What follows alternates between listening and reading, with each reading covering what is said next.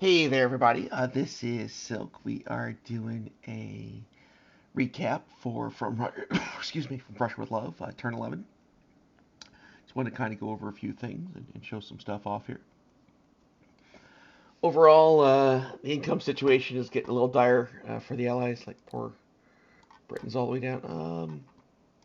Yeah, they're down to 18. Like that's a real problem. They've got to get some money going. America's doing fine. Germans are still rolling right along. Soviets are reasonably happy with where they're at, and Japan is getting very big and hasn't even taken the DI yet. So that's also definitely a problem. Bad guys are kicking butt, and we'll see how that's going. And that one's gone. Jeez. So looking at the tech chart here, America's got their big, you know, going LRA, heavy jet bomber strategics. All they got to do is get jets done. 2 points, so they will definitely score this sometime in this game. Um, and if they're going to do an air war campaign, those jets will help a lot too. As far as that goes, that'll let them really kind of fight the Germans straight up with a bombing campaign. Which looks like that's where they're going with the 3 heavy bombers there.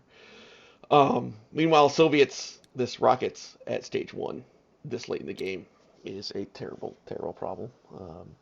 You're looking at effectively give or take 9 turns to get this completed, and that's unlikely this game goes that long. So Soviets are behind schedule. Are going to have to get lucky if they're going to finish this. They're going to have to kind of get some above board die rolls there. So other than that, Germans badly want advanced subs just so they can finish off Great Britain. Um, they want jets before the Americans do. The Americans want jets before the Germans do, and the Soviets want jets so that they can maybe not die to the Germans. So you're going to see all of that. Looking at kind of the situation here, I'm not sure what Global War Enthusiast is doing here.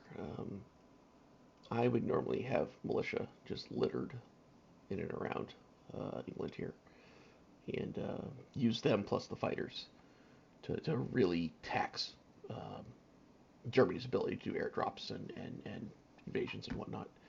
Um, and just play for time. Like that's kind of what you're doing because you're playing for time so that America can get these transports and get some units on them and get them over here and get you stabilized is kind of the key of how that works. Um, but maybe he's got something else in mind. I'm not entirely sure. Poor Britain did get messed up something fierce when this port got bombed. That definitely put them way behind the 8 ball.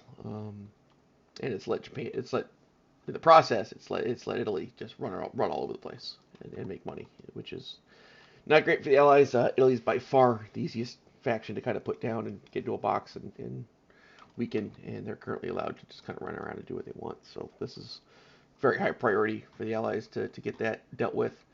Um, Soviets kind of finished their Iranian campaign. Allies are pretty nervous. I'm going to come over here. Germans are probably nervous. I'm coming over here. But this is kind of our big icky zone here. Germans don't have a huge force to come after me, but I don't exactly have a huge force to come after them either. So it's kind of a DMZ kind of circumstance. At some point we're going to war. It's just kind of a question of when. Uh, what else am I thinking of? Oh, KMT. Um, the Strat Bombers is interesting. Um, I like this though. I like putting the 3 cav here.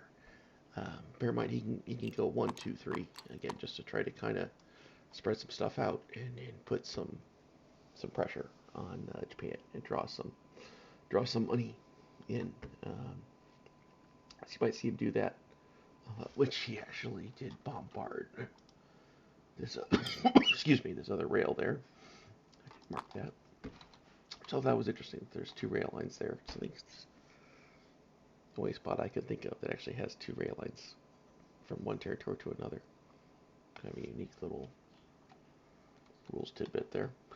Um, but yeah, I like what the KMT is doing here. And here's the other spot. This is a way stronger army than what Japan can currently deal with, unless they put some effort. into it, and pull out of the 41st to deal with it, which they might do. You could see the 41st or some contingent of the 41st could drop down here and force these guys back. Um, Maybe he'll bring up some of this low contingent, but this isn't very big. And I think he wants to keep this, given that he decided to put the factory in base here. I think he really wants to make sure he keeps Malaya intact. So that's interesting. That said, the Japanese fleet kind of has the run of the place right now with what they've got going. Um, America's somewhat got bigger problems to deal with, so I think that's part of what Japan's kind of getting away with there. Um, this is also a problem. Like they're going to overwhelm Cape Town here pretty quickly if Britain can't get some strike back units with some armor or something like that going. The subs are mostly a non-factor at this point, other than probably for interdiction, unless Hambone does get advanced subs. He gets that doctrine turned back on.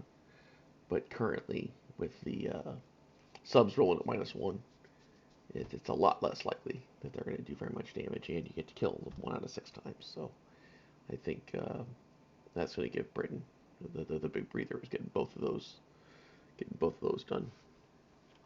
That's about it, I think. We'll see what's going to happen next. Certainly, I think you may see some sort of a skirmishing here, or at least getting prepped here in China. This, I think, is just a block. I don't think either side wants to go anywhere. Definitely, Italians are moving down here to cause trouble.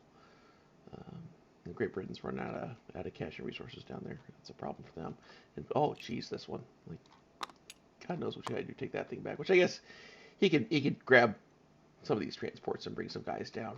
But I think he'd much rather use that and fight for Morocco or some of this African stuff, Sardinia. Grab some of these dollars and get them going. Spain, of course, is just kind of a neutral thing. But I think that's it. We're certainly, excuse me, getting into the meat of the war here. So that's